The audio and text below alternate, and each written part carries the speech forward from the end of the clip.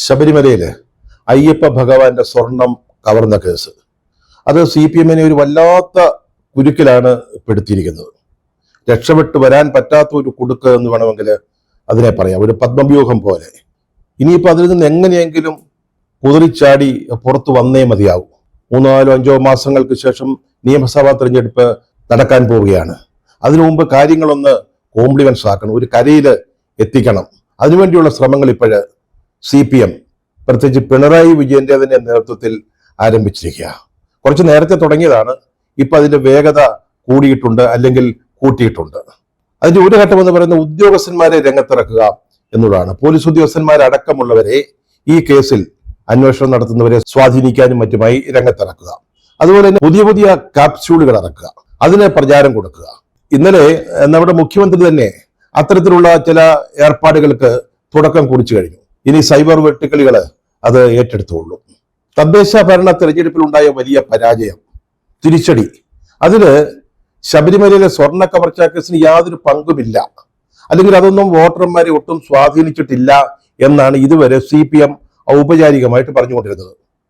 മുഖ്യമന്ത്രി പിണറായി വിജയനും CPM സംസ്ഥാന സെക്രട്ടറി MV ഗോവിന്ദൻ മാക്സും ഒക്കെ ആ ഒരു അഭിപ്രായമാണ് പലവട്ടം ആവർത്തിച്ചുകൊണ്ടിരുന്നത്.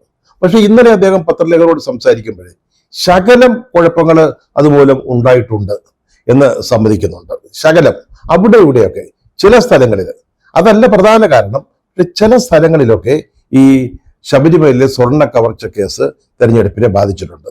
അത് പക്ഷേ എല്ലായിടത്തും ഇല്ല കേട്ടോ. അതിനുദാഹരണമായിട്ട് അദ്ദേഹം പറഞ്ഞ പന്തളം മുനിസിപ്പാലിറ്റിയാ. പന്തളത്തിൽ BJP ഭരിച്ചുകൊണ്ടിരുന്ന ഒരു മുനിസിപ്പാലിറ്റി, അത് CPM തിരിച്ചു പിടിച്ചു. അതാണ്, അല്ലെങ്കിൽ ആ ഒരു മുനിസിപ്പാലിറ്റിയിലെ ഒരു ഭരണമാറ്റമാണ്, അല്ലെങ്കിൽ അത് തിരിച്ചു പിടിക്കാൻ സാധിച്ചതാണ്. ശബരിമലയിലെ സ്വർണ്ണ കവർച്ച അങ്ങനെ അങ്ങോട്ട് ബാധിച്ചിട്ടില്ല, അല്ലെങ്കിൽ പരാജയ കാരണമായിട്ടില്ല എന്ന് പറയുന്നതിന് നമ്മുടെ മുഖ്യമന്ത്രിയെ പ്രേരിപ്പിക്കുന്നത്. പക്ഷെ സത്യം എന്താണെന്ന് എല്ലാവർക്കും അറിയാം. അവിടുത്തെ BJPയുടെ നേതൃത്വത്തിലുള്ള മുനിസിപ്പാലിറ്റി ഭരണത്തിനെതിരായിട്ട് വലിയ വികാരമാണ്, ജനവികാരമാണ് ഉണ്ടായിരുന്നത്. അതിന്റെ ഒരു പ്രതിഫലനം കണ്ടു എന്നതിനപ്പുറത്ത് ഒരു മുനിസിപ്പാലിറ്റിയിലെ തെരഞ്ഞെടുപ്പ് വിജയമോ പരാജയമോ കണക്കിലെടുത്തുകൊണ്ട് കേരളം ആസകരമുണ്ടായ പരാജയത്തിന് കാരണം കണ്ടെത്തുന്നത് എത്രത്തോളം ബുദ്ധിപൂർവമാണ് എന്നുള്ളത് നമുക്ക് മനസ്സിലാക്കാവുന്നതേ ഉള്ളൂ. പക്ഷേ എന്തായാലും ഒരു ശകേല അയ്യപ്പകോപം കഴിഞ്ഞ തെരഞ്ഞെടുപ്പിൽ CPM-നെതിരെ അല്ലെങ്കിൽ LDF-ന് എതിരായിട്ടുണ്ടായി എന്ന് ഇപ്പോൾ നമ്മുടെ പിണറായി വിജയൻ തന്നെ സമ്മതിക്കുന്നുണ്ട്. അതുകൊണ്ടാണ് അതിൽ നിന്ന് രക്ഷപ്പെടാനുള്ള പുതിയ പുതിയ ശ്രമങ്ങൾ ആരംഭിച്ചിരിക്കുന്നത്. നേരത്തെ പറഞ്ഞല്ലോ, ഈ പോളിംഗിന് മുമ്പ് തന്നെ തുടങ്ങിയിരുന്നു. കാരണം അന്വേഷണ സംഘത്തെ സമ്മർദ്ദത്തിലാക്കുക എന്ന തന്ത്രമാണ് മുഖ്യമന്ത്രിയുടെ ഓഫീസ് അല്ലെങ്കിൽ CPM സ്വീകരിച്ചത്. കാരണം ഇത് ഹൈക്കോടതിയുടെ മേൽനോട്ടത്തിൽ അല്ലെങ്കിൽ അവരുടെ നിയന്ത്രണത്തിൽ നടക്കുന്ന ഒരു അന്വേഷണമാണ്. നമ്മുടെ ഹൈക്കോടതിക്ക് ഒരു ദേവസ്വം ബെഞ്ച് തന്നെയുണ്ട്. ആ ബെഞ്ചാണ് ഈ അന്വേഷണത്തിന്റെ മേൽനോട്ടം വഹിക്കുന്നത്. അപ്പൊ അങ്ങനെ നേരിട്ട് സമ്മർദ്ദം ചെലുത്തുക ബുദ്ധിമുട്ടായിരുന്നു. അതിനാണ് ചില പോലീസ് ഉദ്യോഗസ്ഥന്മാരെ അല്ലെങ്കിൽ മുഖ്യമന്ത്രിയുടെ ഓഫീസിലെ ചില പ്രമാണിമാരെ അതിന് ചുമതലപ്പെടുത്തുന്നത്. കഴിഞ്ഞ ദിവസം ഒരു പത്രസമ്മേളനത്തിൽ VD സതീശൻ പ്രതിപക്ഷ നേതാവ് തന്നെ അക്കാര്യം പറഞ്ഞു. അദ്ദേഹം പറഞ്ഞത് 2 IPS ഉദ്യോഗസ്ഥന്മാര്, അത് മുതിർന്ന ഉദ്യോഗസ്ഥന്മാര്, അവരാണ് ഈ പ്രത്യേക സംഘത്തിന്റെ അന്വേഷണത്തിൽ തടയിടാൻ അല്ലെങ്കിൽ അതിന്റെ വേഗത കുറയ്ക്കാൻ, അത് മന്ദീഭവിപ്പിക്കാൻ ശ്രമിച്ചത് എന്ന് അദ്ദേഹം വളരെ കൃത്യമായിട്ട് പറഞ്ഞു. അതാരാണെന്ന് അദ്ദേഹം വ്യക്തമാക്കിയില്ല. പ്രതിപക്ഷ നേതാവ് പറഞ്ഞത്, ഇനിയും ഈ ഉദ്യോഗസ്ഥന്മാർ ഈ രീതിയിലാണ് പ്രവർത്തിക്കുന്നതെങ്കിൽ അതിന്റെ വിശദാംശങ്ങൾ മുഴുവൻ ഞങ്ങൾ പുറത്തു കൊണ്ടുവരും എന്ന് പറയുകയുണ്ടായി. മനസ്സിലാക്കിയെടുത്തോളം മുഖ്യമന്ത്രിയുമായിട്ടൊക്കെ അടുത്തു നിൽക്കുന്ന ചില ഉദ്യോഗസ്ഥന്മാരാ. അതുപോലെ തന്നെ ഇപ്പോൾ അറസ്റ്റിലായിട്ടുള്ള അല്ലെങ്കിൽ ഇനി അറസ്റ്റിലാവാൻ സാധ്യതയുള്ള ചിലരെയൊക്കെ രക്ഷിക്കണമെന്ന് നിർബന്ധ ബുദ്ധിയുള്ള ചില ഉദ്യോഗസ്ഥന്മാരാണ്. അത് നമുക്കിപ്പോൾ വ്യക്തമായി വരുന്നുണ്ട്. സതീശൻ 2 പോലീസ് ഓഫീസർമാരെ കുറിച്ചാണ് പറഞ്ഞതെങ്കിൽ മൂന്നാമതൊരു മുതിർന്ന ഉദ്യോഗസ്ഥനും ഇതുമായി ബന്ധപ്പെട്ട അല്ലെങ്കിൽ ഈ കേസ് തേച്ചുമാച്ച് കളയുന്നതിന്, അല്ലെങ്കിൽ തെളിവുകൾ ഇല്ലാതാക്കുന്നതിന്, അല്ലെങ്കിൽ ഇപ്പോൾ അറസ്റ്റിലായവരെ രക്ഷിക്കുന്നതിനുള്ള ശ്രമങ്ങളിൽ മുഴുകിയിട്ടുണ്ട് എന്ന് നമുക്ക് പറയാൻ കഴിയും. ഈ പോളിംഗിന് മുമ്പ് നടന്ന ഈ ഓപ്പറേഷന്റെ ഉദ്ദേശം, അതായത് വോട്ടിംഗ് കഴിയുന്നതുവരെയെങ്കിലും ഈ അന്വേഷണത്തിൽ കൂടുതൽ കണ്ടെത്തലുകൾ ഉണ്ടാവരുത്, കൂടുതൽ ആളുകളിലേക്ക് പോകരുത് അന്വേഷണം, അല്ലെങ്കിൽ ആരും അറസ്റ്റിലാവരുത്, പുതുതായിട്ട് ആരും അറസ്റ്റിലാവരുത്. ഇതൊക്കെയായിരുന്നു അതിന്റെ ഉദ്ദേശം. അതിനവർ വിജയിച്ചു, 1% വരെ വിജയിച്ചു എന്ന് പറയാം. അതായത് പത്മകുമാറിനെ അറസ്റ്റ് ചെയ്തതിനു ശേഷം ഈ അന്വേഷണത്തിന്റെ വേഗതയിൽ വളരെ പ്രകടമായ ഒരു കുറവ് സംഭവിക്കുകയുണ്ടായി. അല്പം അത് മന്ദീഭവിച്ചു. നമ്മളെല്ലാവരും അത് മനസ്സിലാക്കിയ പ്രതിപക്ഷം വന്ന് അതിനെതിരായിട്ട് ശബ്ദമുയർത്തുക. മാധ്യമങ്ങളിൽ അത് സംബന്ധിച്ച റിപ്പോർട്ടുകൾ വന്നതാണ്. അക്കാര്യത്തിൽ ഗവൺമെന്റ് അല്ലെങ്കിൽ മുഖ്യമന്ത്രിയുടെ ഓഫീസ് വിജയിക്കുന്ന കാര്യത്തിൽ യാതൊരു സംശയമില്ല. പോളിംഗ് കഴിയുന്നത് വരെ പുതിയ സംഭവവികാസങ്ങളൊന്നും ഈ അന്വേഷണവുമായി ബന്ധപ്പെട്ട് ഉണ്ടാവാതിരിക്കുന്നതിന്, അത് ഉറപ്പുവരുത്തുന്നതിന് അവർ വിജയിച്ചു.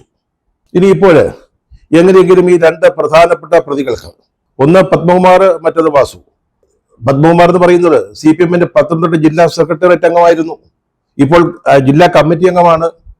വളരെ പ്രമുഖനായ ഒരു നേതാവാണ് പത്തനംതിട്ട ജില്ലയിലെ, ശബരിമല ഉൾക്കൊള്ളുന്ന പത്തനംതിട്ട ജില്ലയിൽ. അതുപോലെ വാസു CPM-ന് ഏറ്റവും പ്രിയപ്പെട്ട ആളാണ്.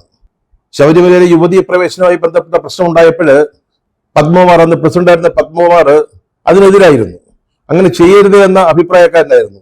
അപ്പോൾ പ്രസിഡന്റിനെ മറികടന്നുകൊണ്ട് അന്ന് കമ്മീഷണറായിരുന്ന വാസുവിനെയാണ് മുഖ്യമന്ത്രി പിണറായി വിജയൻ സ്ത്രീകളെ, യുവതികളെ സന്നിധാനത്തിലെത്തിക്കുന്നതിനുള്ള ഉത്തരവാദിത്വം ഏൽപ്പിച്ചത്.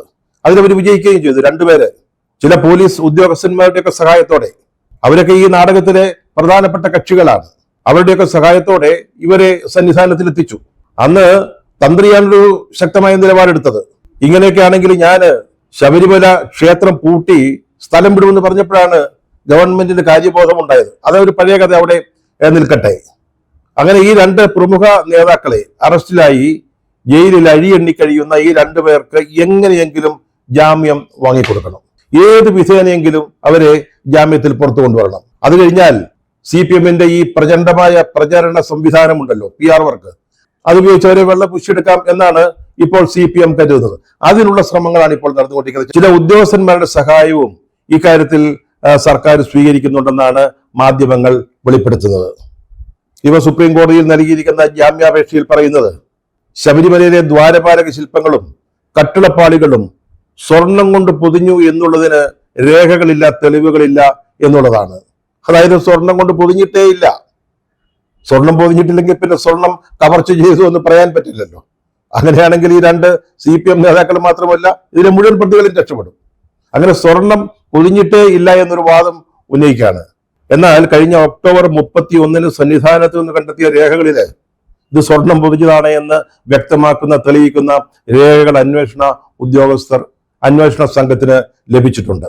ഇപ്പോൾ പ്രതികൾ ഉന്നയിക്കുന്ന മറ്റൊരു വാദം, തിരുവാഭരണം കമ്മീഷണറുടെ സാന്നിധ്യത്തിൽ സ്വർണം ഉണ്ണികൃഷ്ണൻ പോറ്റിയെ ഏൽപ്പിക്കണമെന്നല്ലാതെ പുറത്തു കൊണ്ടുപോകണമെന്ന് ഞങ്ങളാരും പറഞ്ഞിട്ടില്ല എന്നുള്ളതാണ്. ഇതൊക്കെ പുതിയ പുതിയ ന്യായങ്ങളാണ്. CPM ഇടയ്ക്കിടയ്ക്ക് പുതിയ ക്യാപ്സ്യൂളുകൾ ഇറക്കുന്നത് പോലെ പ്രതികളുടെ ഭാഗത്തു നിന്ന് ചില ഉദ്യോഗസ്ഥരുടെയൊക്കെ സഹായത്തോടെ ഇത്തരത്തിലുള്ള പുതിയ പുതിയ വാദങ്ങൾ വന്നുകൊണ്ടിരിക്കുകയാണ്. എങ്ങനെയെങ്കിലും ഈ പ്രതികൾക്ക് ജാമ്യം കിട്ടണം. ജാമ്യം കിട്ടിക്കഴിഞ്ഞാൽ പിന്നെ ഞങ്ങൾ ഏറ്റു എന്നതാണ് പാർട്ടിയുടെ നിലപാട്. അതിനുള്ള ശ്രമങ്ങളാണ്, കൊണ്ടുപിടിച്ച ശ്രമങ്ങളാണ് ഇപ്പോൾ നടന്നുകൊണ്ടിരിക്കുന്നത്.